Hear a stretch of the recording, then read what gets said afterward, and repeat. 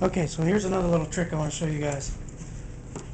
When you're doing curves and having to use segments of tape, I like to keep my tape going in one direction as much as possible. Even if you're going to do multiple pieces like I'm doing here. Notice I'm going in one direction. From this way, I'm just laying on top, on top, on top. So, reason for it is so that when I go to unmask this, it's always been kind of hard or real intense about how my masking goes on cars or whatever. When I go to unmask this and I pull from back here, the tape starts coming up, it will take the next piece with it, and the next piece, and the next piece. Kind of like a reverse domino effect, if you will.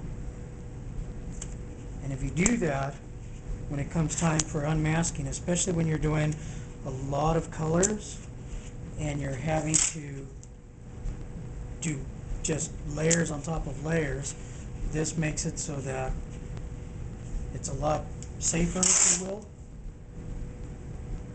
When you go to unmask, less chance of pieces of tape falling into your fresh colors.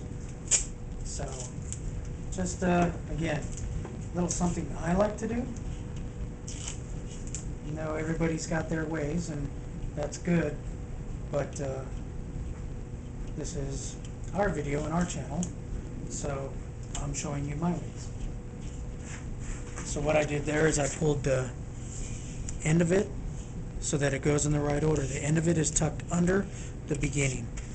Again, when it comes time to unmask, I'm going to peel this up, take it, and it's just going to pull all that around nice and safe.